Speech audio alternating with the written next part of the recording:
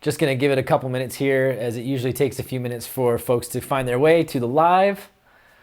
Or, like what happened the other day, yesterday I, in a rush, got online after my Spanish class to do the solar plexus talk.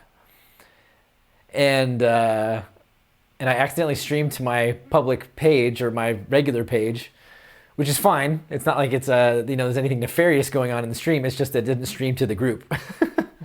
Oh, Ashley, your name starts with an A. Sorry, not allowed to be here tonight. But thanks for coming anyways. Appreciate you tuning in. Just kidding, just kidding, just kidding. Let me know how y'all are doing tonight. Marissa, how are you? It sounds like, Marissa, you've been on quite a journey. Looks like you've been doing the deep dive. It's exciting to see you really plunging into this work. You're having fun with it too.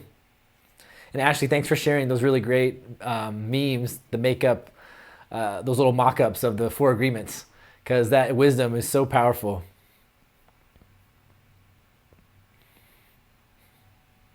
Marcy Cat did readings for me today.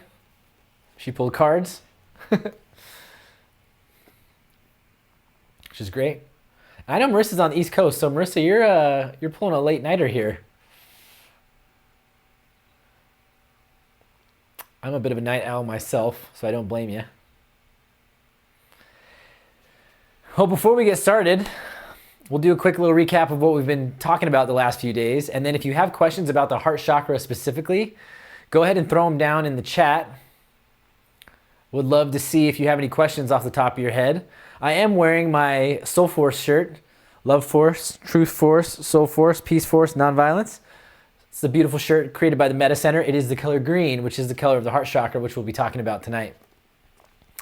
So if you've been tuning in, you know that the last couple days we've been doing the deep dive into all the different chakra centers. And I do this deep dive in the book that I wrote, Awakening Soul Force, Practical Guide to Awakening the Truth Within, by yours truly. And we've just been going into each one of the energy centers from the base to the top, and we're working our way up now. So we've done so far the root chakra, which is the base of the spine, moved into the sacral chakra, which is kind of in the pelvic region just below the belly button. We talked about the solar plexus yesterday, and then today we're getting into the heart chakra. And the heart chakra is, well, arguably, they're all powerful, but I like to think of this one as really the most powerful and kind of a special chakra in the sense that it's the bridge between what we call the lower bound earth chakras and the upper spirit chakras. So this is where our spiritual wisdom, our inspiration, our creativity, our intuition is really integrated with the physical body. So having kind of a clear bridge between the body and the upper levels of our higher mind and higher self, and that bridge back from the higher mind, higher self into the body is where we kind of converge and integrate into a really powerful, spiritually inspired being. To me, it's the heart center through which we express and live Soul Force, which, if we use sort of Gandhi's interpretation or the way that Dr. King used it, it's love in motion. It's love in action. It's truth in motion. So the heart chakra really is a very special energy center in that sense. It's the bridge that ties the physical self to the more ethereal, inspired, intuitive aspects of self that are generally governed by the upper or spirit chakras. So today we're talking about that bridge. We're talking about that bridge between higher and lower self, and we don't mean that in a sense that it's a hierarchy, that it's better or worse, good or bad, positive or negative. It's just aspects of ourself. It's like the difference between the subconscious and the superconsciousness or the consciousness. Just a different level. So tonight we're going to talk about the heart chakra. If you got any questions, feel free to throw them in the chat. I'll address them as we go along. And as I've been doing, we're just going to talk about, we're just going to read out of the book. I figured what better way to talk about a very complex subject than to take the document that I've written and condensed all my thoughts into in a nice organized manner, rather than me up here just kind of meandering and speaking off the cuff. So let's dive into the heart chakra. Feel free to ask questions as we go through this. And when we get to the end of this heart chakra discussion, we're going to briefly touch in with a little bit of a deconditioning thought experiment, which is a thing we've been talking about as well, which are asking questions and doing the deep dive into our psychology and our philosophy that might reveal to us blocks or ways in which sponsoring thoughts or our fundamental underlying thoughts that drive our intentions and our behavior, how those might play a role in sort of the wellness or the balance of our heart center. So we're going to think about that moving forward together. So let's go ahead and dive into the heart center, the heart chakra. While organized religion as an institution has never resonated with me, the teachers and teachings at the center of many of the world traditions have. The philosophies of Christ and the Buddha have perhaps had the most profound and lasting impact on me and my spiritual trajectory. These masters share a common dedication to living spiritual principles that resonate deeply in my heart and soul. The heart chakra is at the center of soul force. It is the energy center where the highest ideals of the spirit meet the grounded physical action of the body and can be expressed through demonstrations of peace, compassion, and nonviolence. To serve as inspiration for bringing our heart chakra into alignment, I want to share a few of my favorite heart-centered quotes from a few of my favorite influences. I'm sure you all will recognize some of these quotes. Quote, "Therefore, all things whatsoever ye would that men should do to you, do ye even so to them, for this is the law and the prophets." This is Jesus in Matthew 7:12. "Ye have heard that it hath been said, Thou shalt love thy neighbor and hate thine enemy.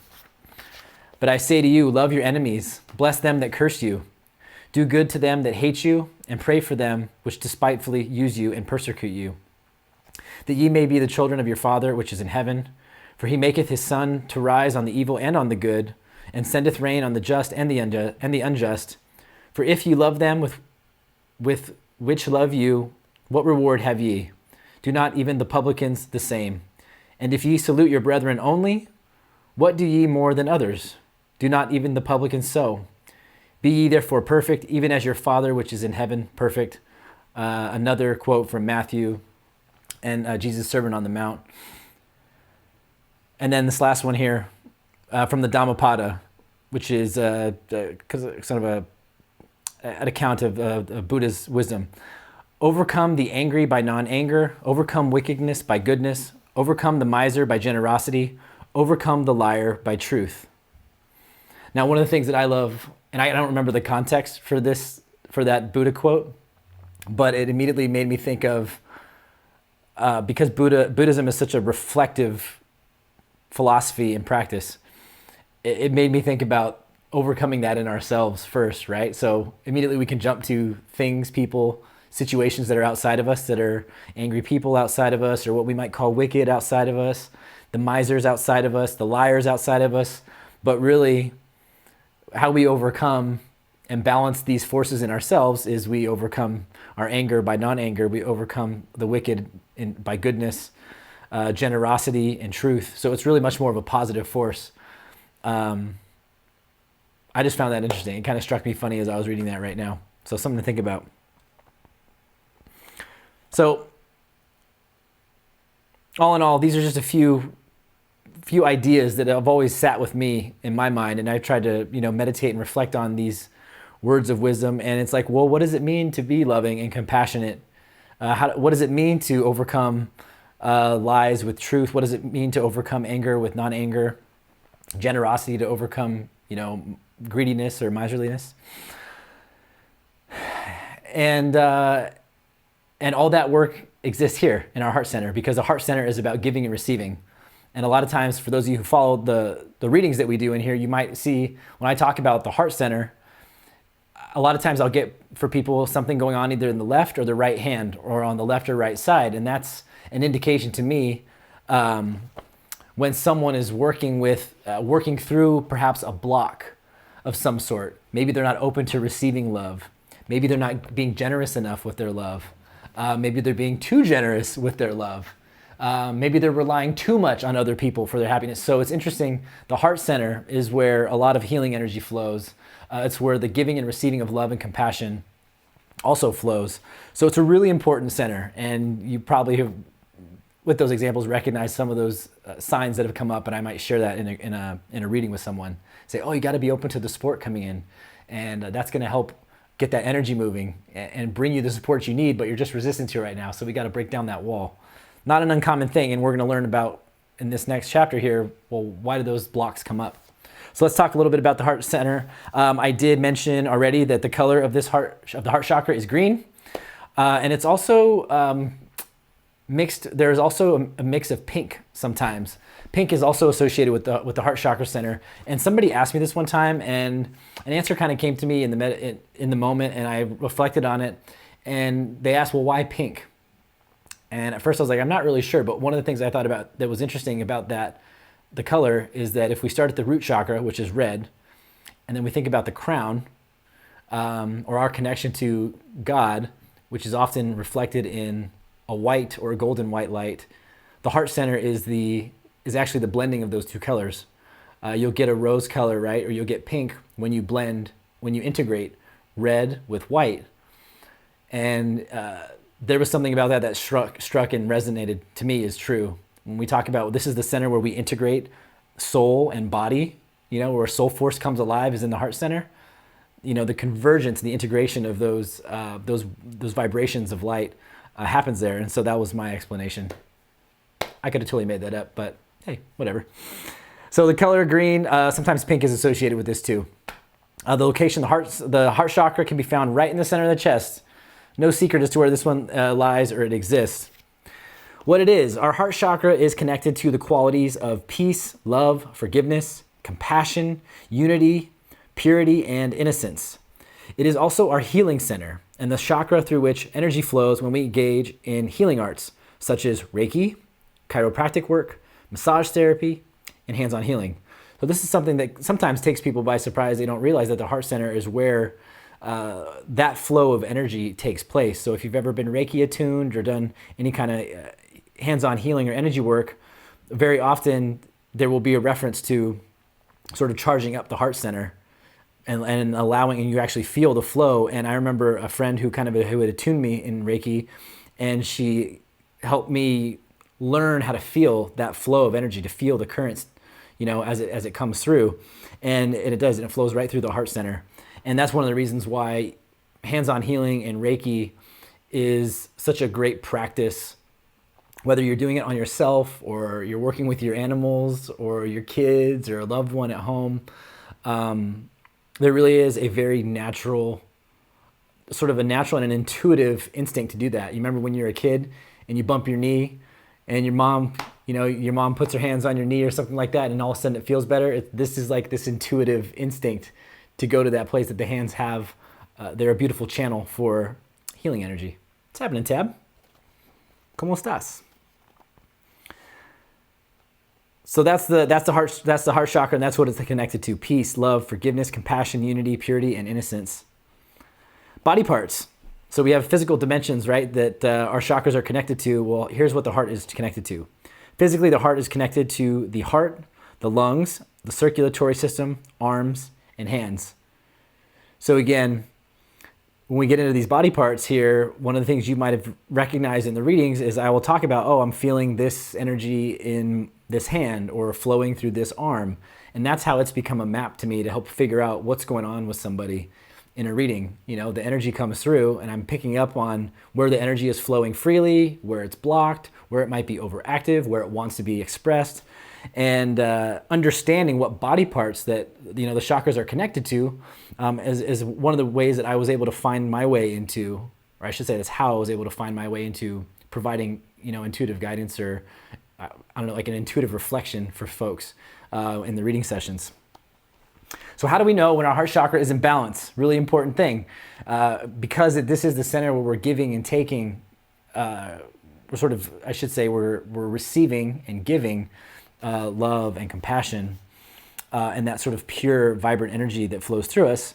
Well, how do we know when it's in balance?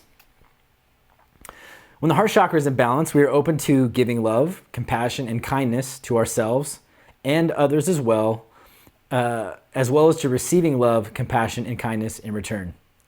When our heart chakra is open and flowing, we create safe, supportive environments for ourselves and others, free from judgment. Being open, compassionate, non-judgmental, and supportive begins with ourselves. So this is a really important part. It's a really important part to the health of the heart chakra, because I can't tell you how many readings it pops up that someone is not not being kind to themselves. So there's like a block in the heart center. And when I dig deeper and I ask, well, where's the block coming from? And sometimes it'll come back that this person's not giving themselves enough love. They're not kind enough to themselves. They're not quite as non-judgmental towards their own beingness as they might even be somebody else. So I remind us here in the book, part of the do unto others as we would have done to us is an effective mantra if we have the full capacity of self-love first. So we have to love ourselves first before we can truly love another. When the heart center is thriving, we see and love ourselves honestly and therefore can fully share that love with others. I think that's a really important thing when it comes to this. This chakra in particular, but just our journey, right? With the support of a balanced heart chakra, we also know when and how to say no, both for our own sake and for the sake of others. We're good about drawing boundaries and teaching people how to love us. We know that this ability to set and respect boundaries goes two ways. We ask people to honor and respect our true nature, and in turn, we honor and respect the true nature of others. Again, this is when our heart chakra is in balance. There's a level of comfort and self-love and an understanding. There's another really good quote, and I'm not going to remember the exact words, but it's a quote I remember from reading different collections of Buddhist work, and it was basically the same way. Like we want what's good for us. We want what's best for us, and our neighbor, the person across from us, wants that same thing. And so, the same way we were going to honor kind of their own highest vision for themselves, that they care for themselves, like they don't want to feel bad. We don't want to do that to them, kind of thing. I'm going to have to find the quote. I'll share it in the group. But remembering that when we're asking people to honor and respect our boundaries, when we say, hey, I'm not comfortable with that, this doesn't work for me or whatever, instead of imposing ourselves on people, right, and being overbearing, we honor and respect the boundaries and the true nature that others want honored as well. And we might not agree with it, we might not see eye to eye on those things, but we have to respect how we're choosing to show up, and there's a healthy balance there to that give and take of energy, and it starts a lot of times very much in the heart chakra. It's also important to know that the heart chakra is the mediator between the earthbound lower chakras and the heavenly upper chakras of spirit. In other words, it's through the heart chakra that heaven and earth converge, and our ability to live and breathe life into the loving presence of soul force is made possible. The heart and the solar plexus chakras are closely linked, as a strong sense of self-worth supports the self-love required to give and receive love openly through the heart center.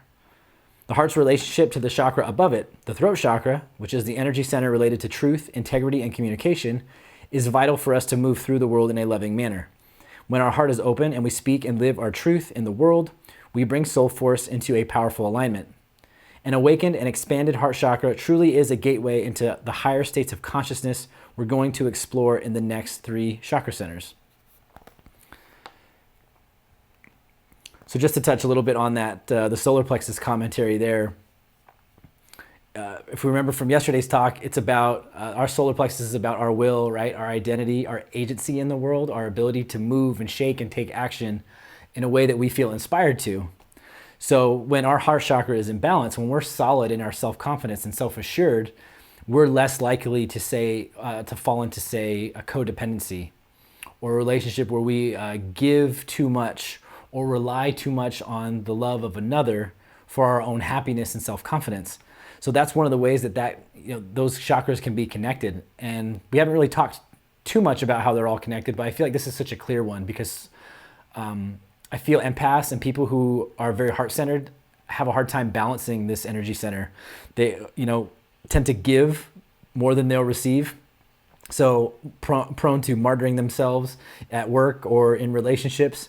And some of that comes down to a little bit of an imbalance in the solar plexus, meaning there's a sense of self-worth and a sense of self-confidence that might be lacking or isn't quite fully developed. And so the heart chakra makes up for that by giving, loving, fixing, trying to bring energy and balance into that system that's a little bit wonky. So let's talk a little bit more about that. We got some comments though. Marissa says, in balance, open to giving ourselves and others, and receiving, open, safe, supportive, non-judgment. Oh, yeah. Self-love first, thriving. C, love ourselves kindly, know when and how to say no. Yes. Hey, Stephanie. Yeah. I'm glad it resonates for you. Ask for others to honor and respect. And we can do that in a kind way. we can do that in a kind way and say, hey, that doesn't feel good. This is what would feel good for me. This is the way moving forward. This is how you can get the same message across, or this is how we can effectively kind of sync up. This is how it would feel better for me, or this is what I would prefer. And getting comfortable asking and saying those things is an important thing. It's been a big thing for me. It's been a big journey to be able to ask for what I need, or to admit I need support, or I could just use support or a sounding board. That's been a long journey to me, being able to own up to that. And it really has changed, the dynamics in my life, in my relationship, when you don't run around pretending like you can fix everybody's problems and you're a superhero, and you're gonna help support and love everybody to the end. And when you start to wear out, sometimes you gotta reel it in and say, hey, I need a break, I need time, I need some TLC too, and that's a good place to get into, or a good place to be able to recognize that and acknowledge it. So let's talk about causes for imbalance. So things are a little wonky here. If we're having trouble saying no, if we're having trouble drawing boundaries, if we're having trouble with people not honoring or respecting, who we are, if we feel like we're being taken advantage of, that can only happen so many times before we have to look back at ourselves and go, okay, I'm training the world how to treat me. So what's going on here? And a lot of times we can look to the heart chakra for some of those answers. So being a victim of, or I should say being on the receiving end of physical, mental, and emotional violence or abuse can all lead to disruptions in the heart center. Being subjected to volatile people, relationships, and all forms of authoritarianism can create blockages in our heart chakra. Harsh punishments, bearing unfair burdens, and betrayal of love or friendship can also throw the heart center out of balance. When someone hurts us, we sometimes hold on to the anger and resentment for this person and even ourselves. Having difficulty forgiving others and ourselves can also throw this chakra out of balance. When we are reeling from the loss of a loved one, we may harbor grief deep in our heart. If this is left unresolved, our deep-seated grief can turn into a blockage of heart energy. So these are just some of the ways in which we might experience a block, or a sort of a dimming of the light, so to speak, in the heart center. Grief is a big one. And, grief is one of the most dense and heavy vibrations. It's one of the most dense emotions that we can experience.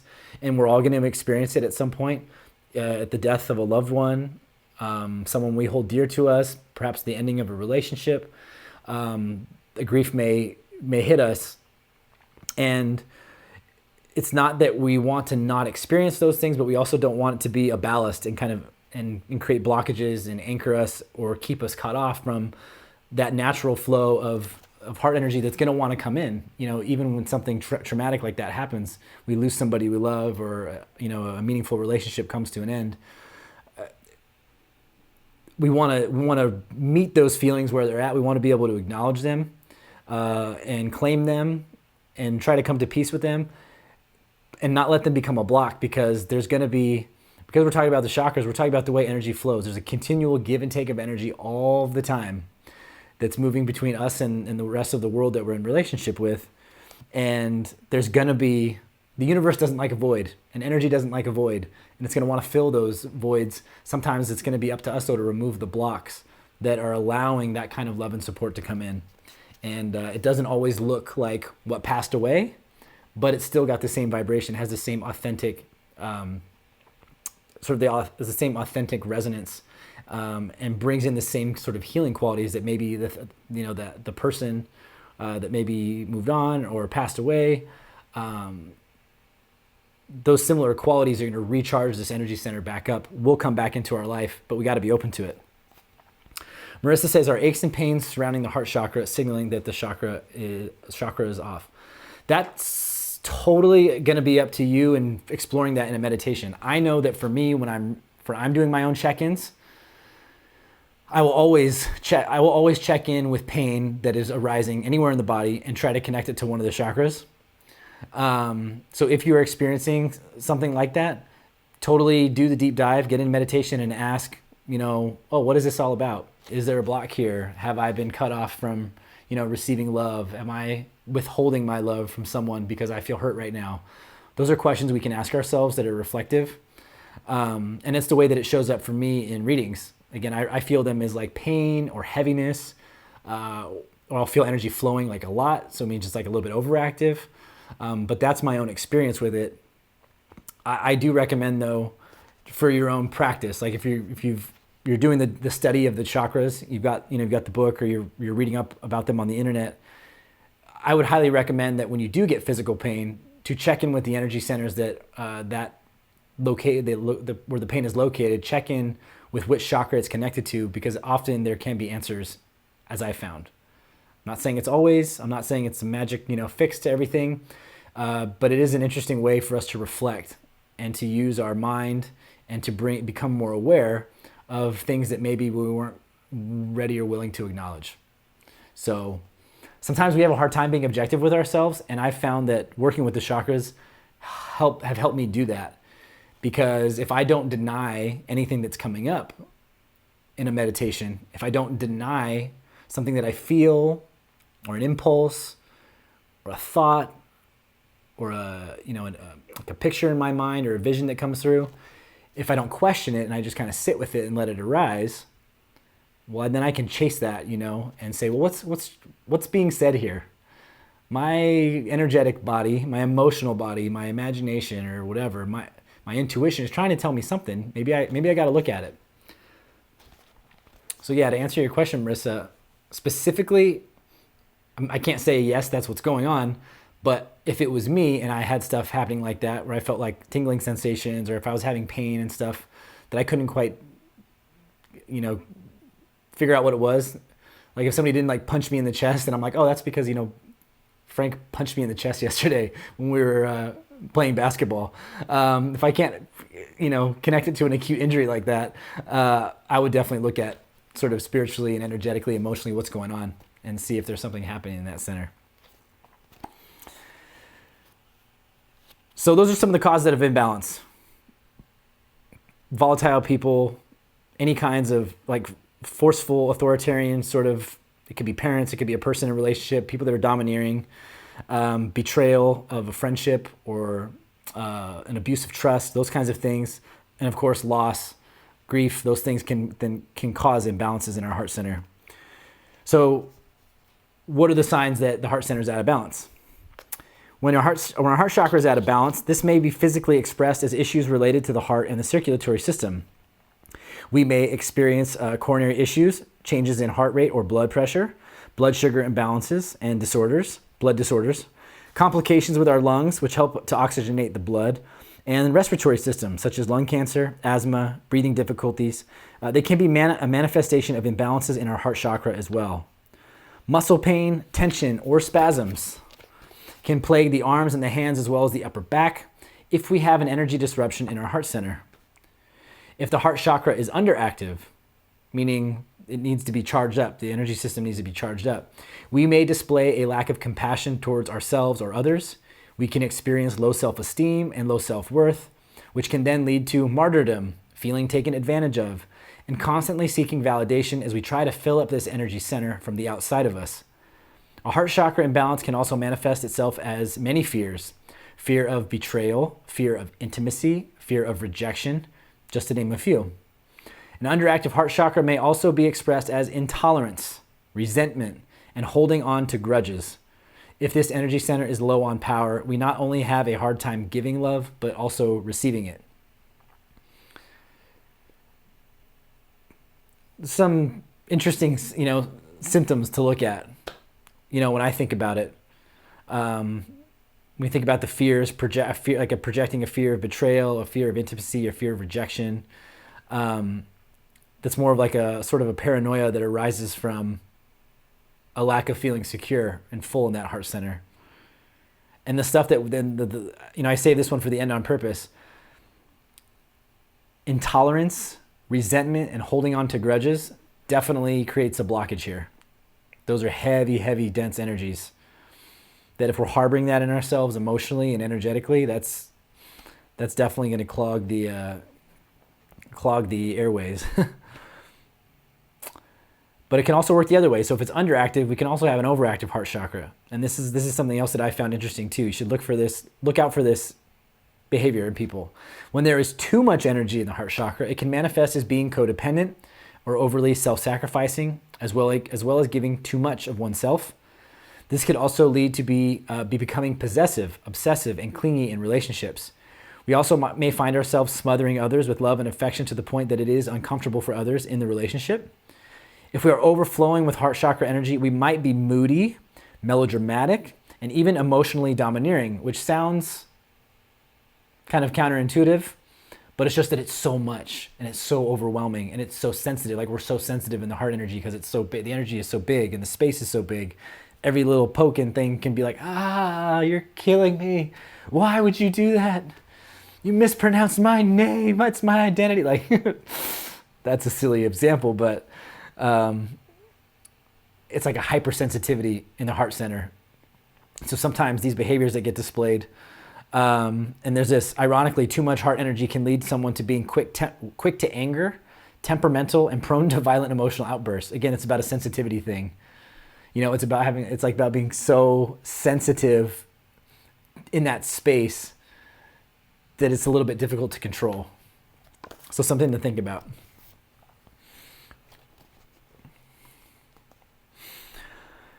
Mantras. So we've talked about mantras as kind of these quick little ways to reprogram maybe some of the thoughts that have created a block in the heart center. So let us look at some of these mantras. All love is within my heart. I feel love and compassion for myself. I feel love and compassion for others. I am love. So you can get yourself into a meditation. You can get into a space, recite these mantras, meditate on these mantras. And it's not just about saying them. It's about, with your being and your heart, really feeling into what that means. All love is within my heart. So it's not just saying it, but it's about feeling it in your body. It's about saying it, hearing it with your ears, and sort of moving into that feeling of what is inspired. What arises in you when you say that? I feel love and compassion for myself. It's not just saying it. It's allowing yourself to open to that sensation. Just by announcing it out in the world creates an energy, like a ripple of energy. And we can kind of step into that and see what comes up. I feel love and compassion for others. I am love. Again, yeah, Ashley's saying affirmations are so powerful. They are, and they work best when we're not just saying them, but we're stepping into the space that has been created by them. So if we think of the space around us, it was more like a let's call it a pool of water. And we're trying to create new space for ourselves to have a new experience. And so we kind of just feel like, you move your hand around in water and it feels a little bit like it drags around. It's a little slow and sluggish. But then when we say, I feel love and compassion for others, or I am love, it would be like creating a little bubble around you, and you get to move a little bit more freely. And the arms don't drag anymore. And it's about really leaning into that feeling with your body and the physical sensations, and kind of tuning all of your energy into that space and that vibration, and seeing how that feels, and see if it can integrate into your being. That's how mantras work best, I found. Generating positive energy. So this is the next part. Well, if we have an imbalance in our heart center, Marissa says, I feel like I'm overactive. It's possible. A lot of people who are empaths tend to be so. Folks who have a bleeding heart. A bleeding heart is one of the ways that folks might describe someone who has an overactive heart chakra. That's kind of a common term someone might use. But, people who really care about humanity, and they care about the planet, and they care about animals, and we just can't imagine these horrible, unjust things that go on because life is so sacred, and, that being is hurting, that, that baby cow misses its mom. How could you eat it? Like those kinds of feelings come back to an overwhelming abundance of empathy and sensitivity towards sentient beings. And it's just that it can be a lot. It can be a lot. It can be, we can reel it in and ground it a little bit more. So it's not so touchy. So let's talk about generating positive energy. And really this is just about, when I say generating positive energy, it's about bringing necessary energy into the center, or allowing energy to flow and be expressed in the way that you live your life or the way you communicate, that brings this center into balance. So we kind of move out of that old space of, being codependent, or, having a hair thin trigger when it comes to sensitive things, and bringing it back into balance by these kinds of actions. So showing gratitude, expressing appreciation, and being generous towards others allows heart energy to flow more freely. Fostering social connections with people who share your values, whether they be family, friends, or new connections you met in your community, is another good way to open the heart center. This is like finding your tribe. This is about finding safe space. So if we're we're struggling with not feeling safe, because again, that was one of the signs. If we feel insecure about something, so we overgive and we martyr ourselves and we do too much. Finding like a nice, safe community of people who understand you, who aren't going to push that boundary. I mean, it's kind of like one of the reasons why I created the Soul Force group was I wanted to create a space where folks who were leaning into this stuff, they were leaning into their spirituality and their growth and their transformation.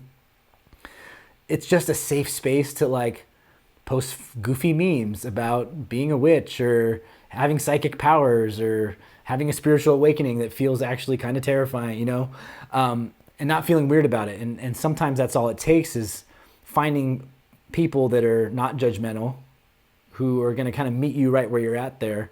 And as you experience that feeling of safety, your confidence in just yourself and your beliefs, or sort of your feelings or the journey you've been on, the more your journey is kind of confirmed or validated, you feel safe exploring those things in a way that feels unrestricted.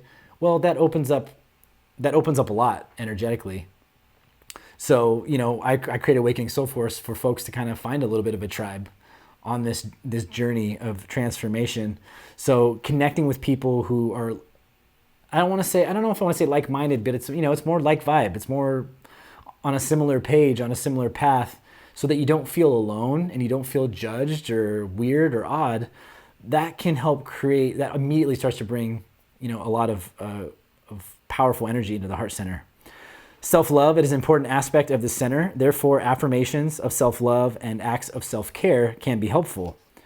Being open to receiving compliments, kindness, and gifts from others is a beautiful way to welcome positive energy into this chakra as well, as is sharing hugs, 20 seconds. 20-second hugs are the healing hugs, and watching heartwarming movies. I remember Her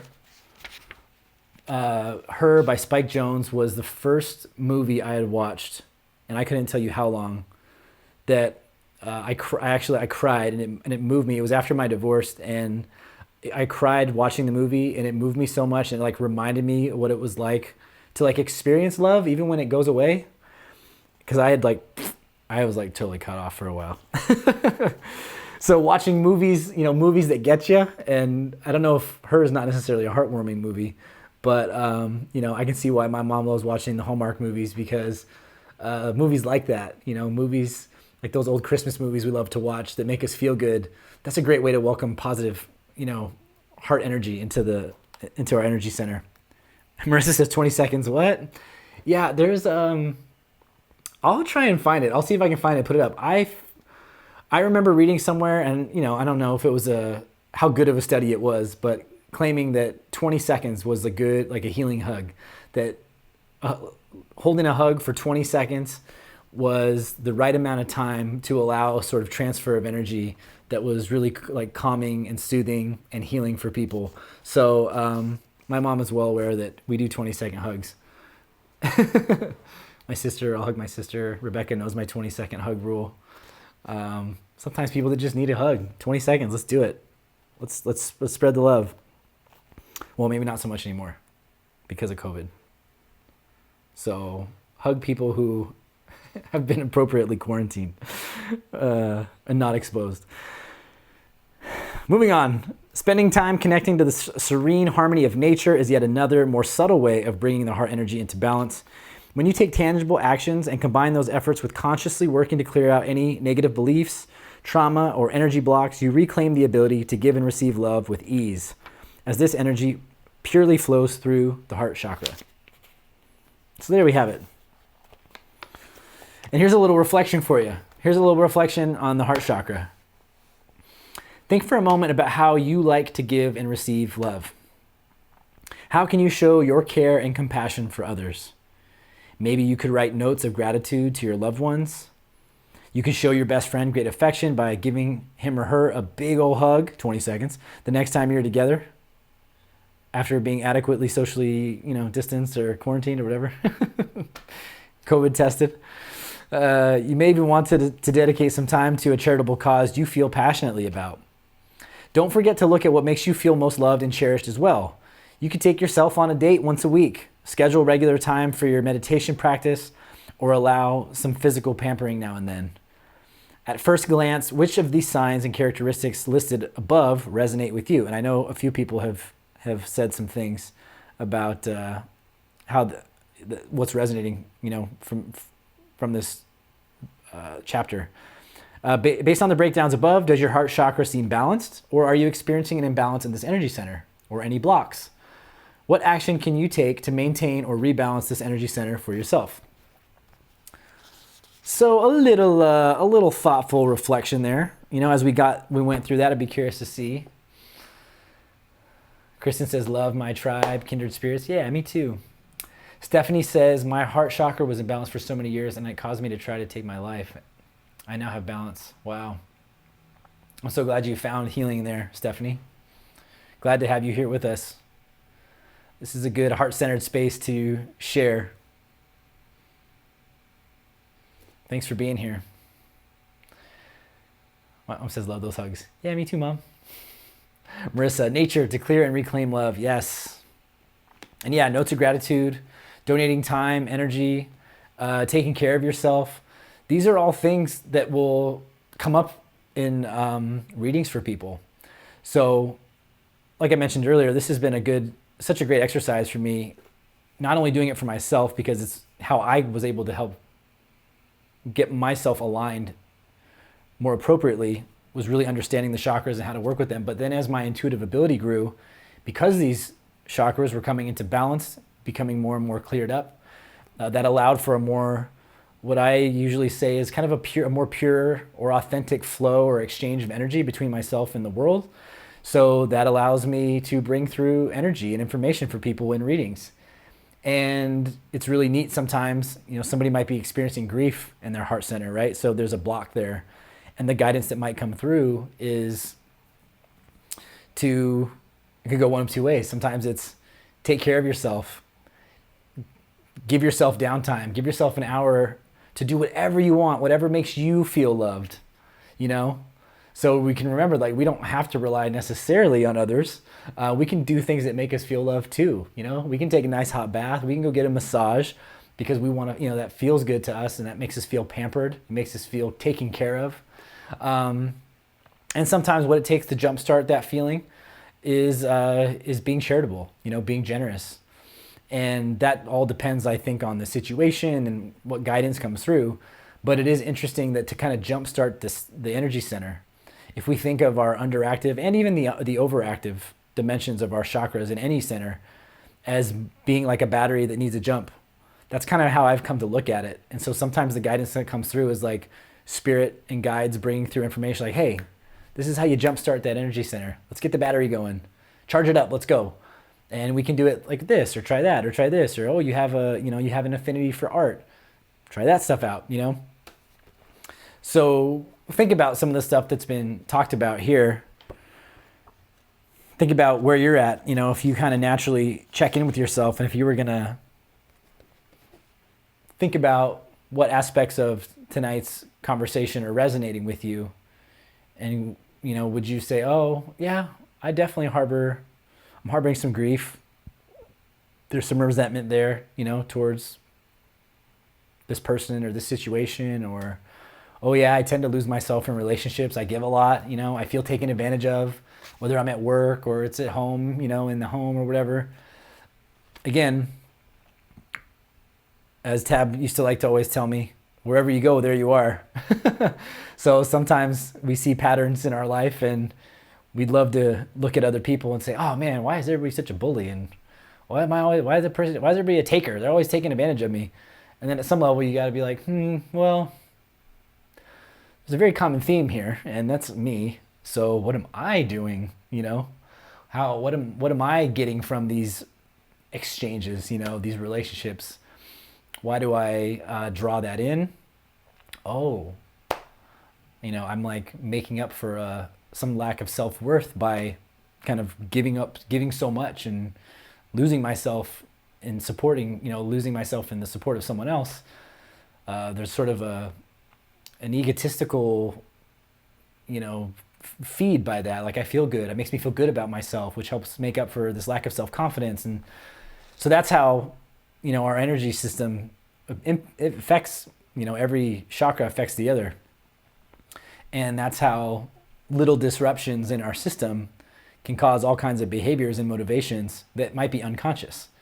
But that's what this whole journey is about, right? It's about becoming conscious. It's about becoming aware of what's inside. There's a great quote from the Gnostic Gospels, the Gospel of Thomas, and it's Jesus quoted as saying, if you do not bring forth what is within you, or if you bring forth what is within you will save you. If you do not bring forth what is within you will destroy you. And that's one of the lines out of the Gnostic Gospels that has stuck with me the most for a very long time, because to me it reminds me of this process of getting in here and doing this work and looking at those things that are coming up. What's blocking us from being in balance? And if we can awaken to those things, and if we can bring them to light, if we can bring them forth, it doesn't necessarily mean they go away, but we know how to address them. We know how to confront them. I used to be a person that would run away from confrontation, not only with others, but maybe stuff within myself too. And that would allow feelings or perspectives or even things that happened that I didn't think felt good or I wasn't comfortable with, and that stuff would linger and it would fester kind of underneath. And over time, that kind of not acknowledging those disruptions, not acknowledging that pain or that discomfort would build up, and then I would get sick, or I'd get really burnt out, and I'd really need to isolate for a while and disconnect and recharge. And it wasn't until I started to confront things as they came up, no sweeping anything under the rug. I just developed a policy of nothing goes under the rug ever. Look at it. Something comes up, look at it. What the heck is this? Confront it, understand it, transform it. And that was a big life-changing thing for me. For a group of empaths, as I would think many of us here are, there's no one piece of advice that I want to drive home more than just don't be in denial. Don't be in denial about things. If you're in this group, you're intuitive, you're sensitive. Don't disregard your feelings because they're connected to the heart center. Don't disregard those disruptions.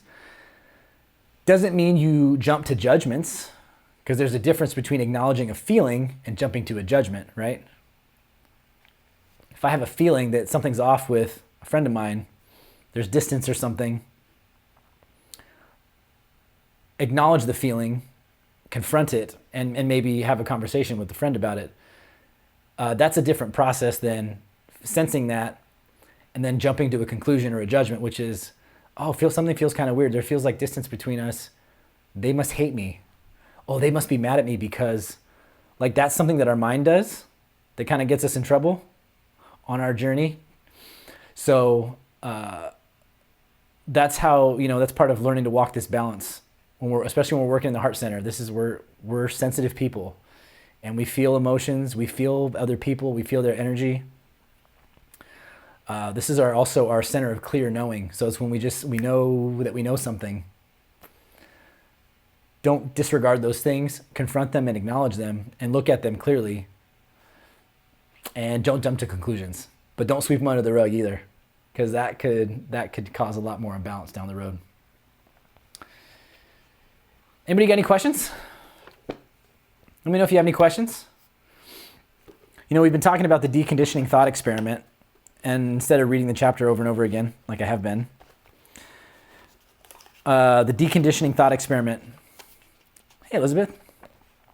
Welcome to the show.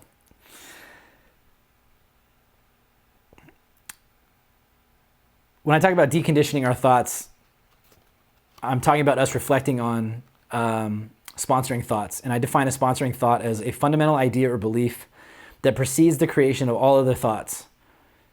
It's the philosophical soil from which the seed of our life springs and grows, which will determine how vibrant our life may potentially grow to be.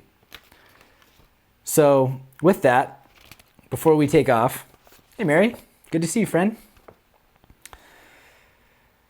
I use the example in the book about the idea that all human beings are fundamentally evil and born in sin. And you may or may not hold this idea, or may or may not have held it at some point. But just as your own thought experiment, think about the heart center and the heart chakra and all the stuff we've talked about tonight. And just reflect on how a belief like that may create blockages or an imbalance in the heart center. Our willingness to give and receive love freely and openly and in balance with healthy boundaries, honoring, respecting ourselves and others. Think about that belief. If it's a core belief in us that human beings are evil and sinners by nature, how that might disrupt this energy center.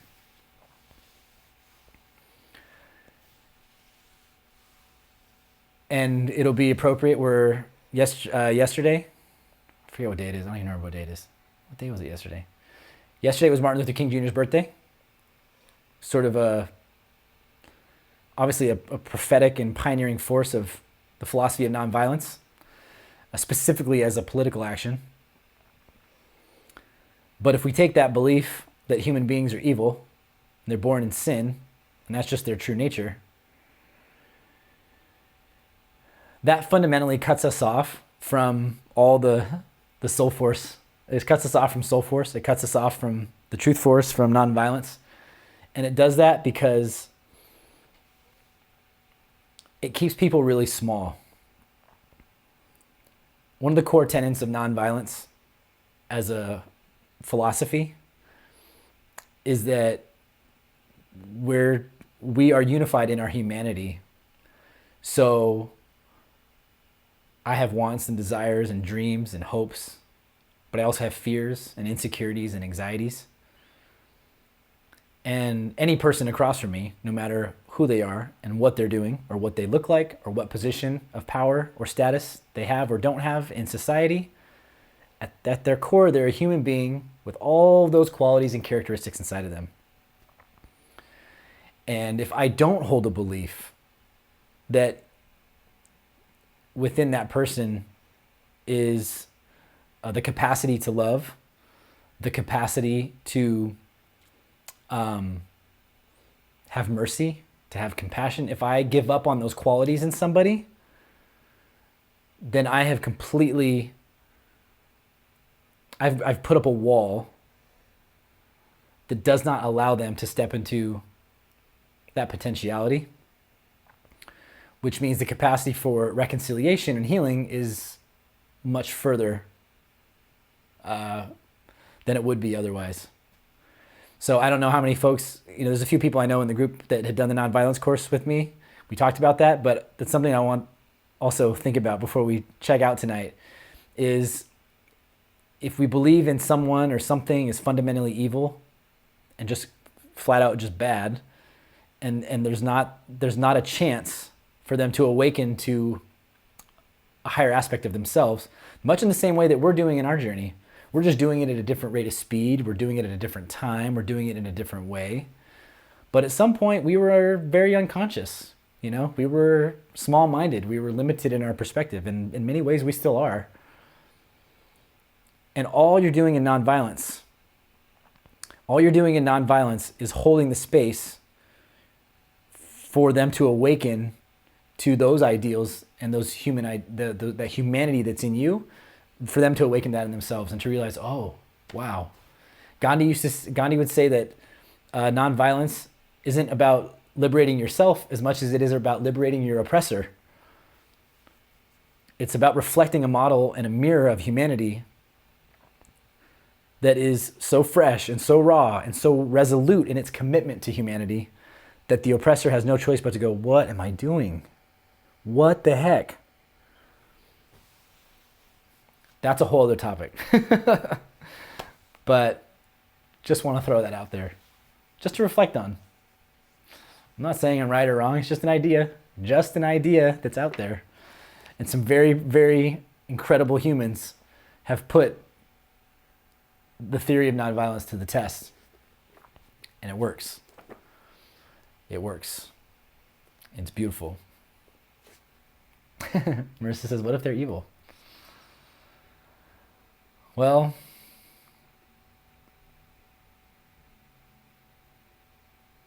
I don't know how to answer that. Because if we call them pure evil, we're keeping them in a tiny box. And there's a human aspect there, and your goal in nonviolence is always to try and poke that human aspect somewhere in there. Everybody's got it. Somewhere in there, there's something real. There's something, something truthful, and that's what I think Gandhi would refer to. Still hold space. Yeah, I think it's about holding space. So since we're on the nonviolent top, there's I'm forgetting her name, the woman who coined this wonderful phrase about the two hands of nonviolence, and it's, no, I will not accept the oppression, or no, that's not okay, but I'm still willing to reach out to you as a person. So it's the obstructing of the harm. It's an obstruction of the injustice, but at the same time saying, but I see you and I understand you're a human being and you've got some thoughts and feelings and ideas. It's a really simple thing to think about. Just the hand. I'm not going to put up with the oppression. I'm not going to put up with the injustice, but I'm also not giving up on you as a person. And that's an art, and it takes time, and it takes practice, and it's not easy. But I really encourage anybody to explore that in your relationships, at work, out in public with people. Know that there's a way to be firm and loving. It's kind of like being a parent, I guess. Tough love, No, it's not okay, but I still love you. You're being difficult right now. You're not being cool. But I understand you're a human, so I'm not going to denigrate you. I'm not going to stoop to the level of denigrating you and your humanity, because I'm not willing to do that. I see more in you. And sometimes that's enough to awaken something in somebody, because you've reflected back to them a humanity and a dignity that they would never even see themselves with. And that gets into some psychology that's really gnarly, right? If you're able to tap into that. You show somebody kindness and compassion that they've never even shown for themselves, they're like, whoa, seriously? But there's a way to do that without martyring yourself. At least I hope so. All right, everybody. Hey, thank you so much for joining tonight. I'm going to wrap it up. Ashley says real love changes people. It does. And again, real love doesn't mean you're a doormat or you put up with stuff. It's not quite that. But it's respecting human dignity. It's respecting the humanity of someone else. Stephanie says even our children as adults. Yeah, totally. All right, everybody, thanks for joining tonight. I appreciate you being here. I was going to do 7 days in a row. I think I'm going to take tomorrow off and post for the new week, so that people have some time to figure it out or try and put it in their schedule. Oh, thanks, Stephanie. Thanks for buying the book. I appreciate it. I would love to hear how it strikes you, how how you feel about it, if it's helpful at all. Thanks for grabbing that. Thanks, everybody. I hope you have a great Saturday night. Have a great Sunday. And I will catch you back on Monday. We'll be back, and we're going to talk about the upper spirit chakras. So we're going to get into that stuff, that some of the woo-woo stuff that we love so much, those higher ideals, the higher dimensions of ourselves, the channels for higher dimensions of consciousness. That's where we're headed next. So thanks so much, everybody. Have a great night. We'll see you next week.